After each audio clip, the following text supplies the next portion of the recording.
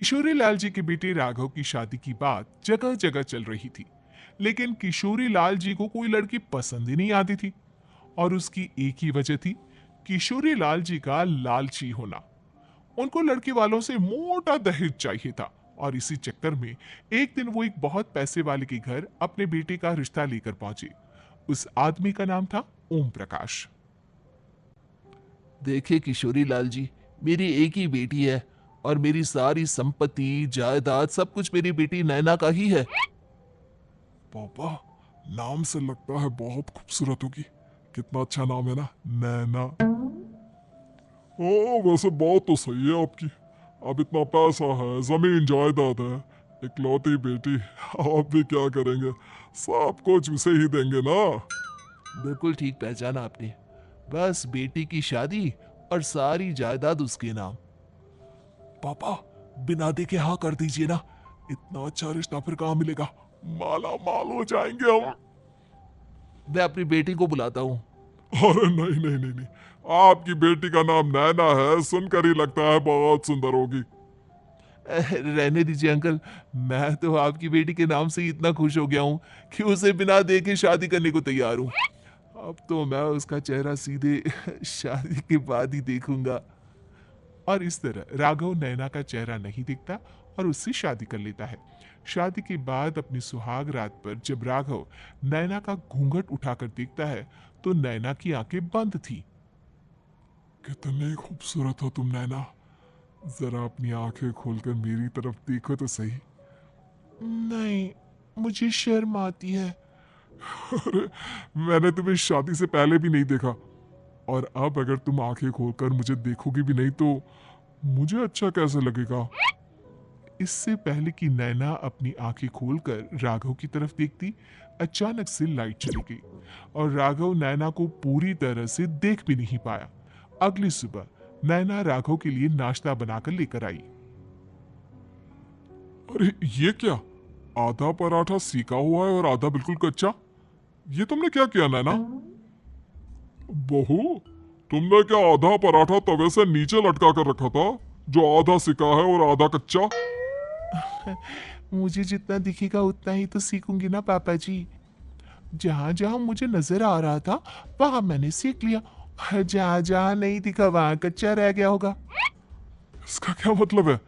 ये कैसा मजाक कर रही है तुम? अरे बहू, तुमने इतना लंबा घूंघट क्यों लगाया हुआ है? देखो, हमारे घर में बहुओं को बेटी की तरह रखा जाता है, और फिर तुम तो इतना सारा माल लेकर आई हो। देखो, ये घूंघट डालकर रखने की कोई जरूरत नहीं है। हाँ नैना, पापा जी ठीक कह रहे हैं। तुम तो आराम से रहो, अपना ही घर समझो। नैना अचानक से अपना घूंघट उठा लेती है। अरे ये क्या पापा, नैना की तो एक आंख फूटी हुई है। नाम से नैना, लेकिन ये तो कानी बहू निकली।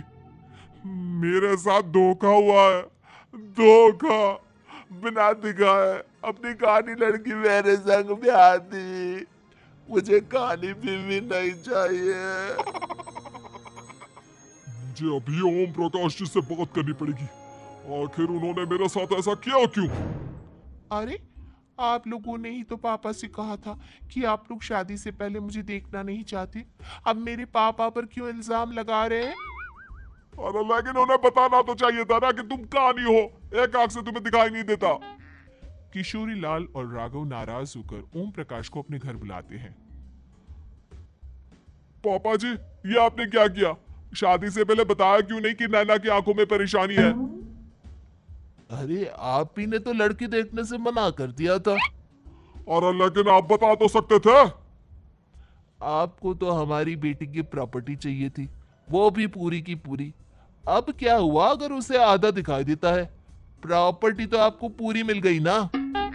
और ये क्या बात हुई?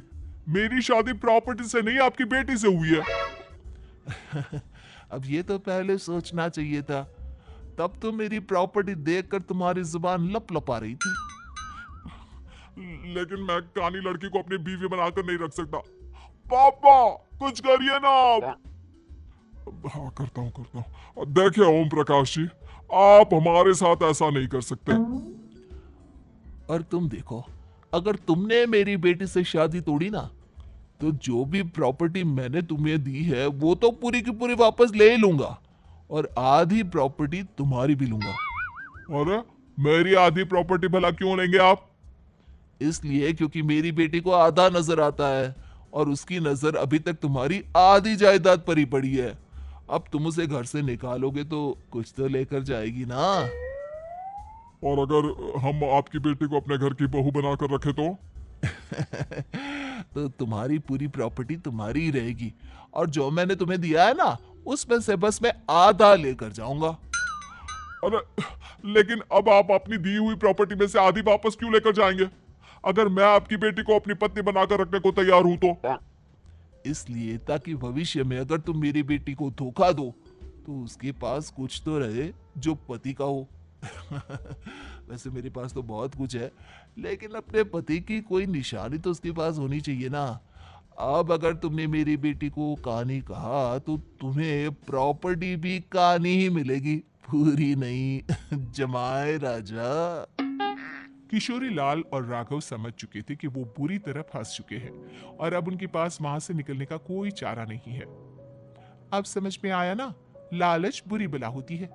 एक तो तुम्हें प्रॉपर्टी मिली, ऊपर से बीवी मिली, उसमें तुम्हें नखरे भी दिखाने हैं। आए बड़ी, चुपचाप बैठो दोनों।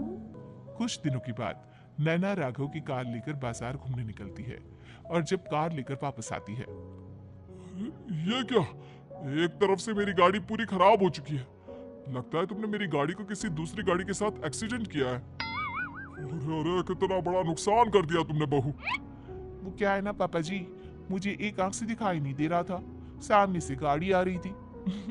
मुझे तो सिर्फ आधा ही दिखाई दिया और वो गाड़ी मेरी कार से रगड़ती हुई निकल गई। अब मैं क्या करूं बताओ? आप इसे ठीक कराने के पैसे कौन देगा? तुम्हारे पापा? तुमने मुझसे इस तरह से बात की? अभी रुको। नैना राघव की शिकायत ओम प्रकाश को कर देती है। देखो राघव, अब जो मेरी आधी प्रॉपर्टी तुम्हारे पास थी ना उसमें से आधी और मैं लेकर जाऊंगा, क्योंकि तुमने मेरी बेटी को डांटा। अरे नहीं नहीं पापा जी, गलती हो गई, माफ कर दो। गलती की तो कोई गुंजाइश ही नहीं। अगली बार मेरी बेटी को डांटा तो बची हुई आधी में से आधी और ले जाऊंगा। लालच के चक्कर में हम दोनों ने बहुत बड़ी गलती कर दी बेटा। एक तो तुम्हें कानी बहू मिली और ऊपर से जो माल मिला वो भी काना।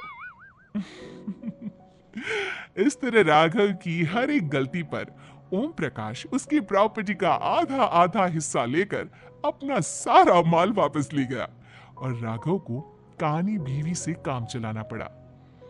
भाई लालच वाकई में बुरी बला है।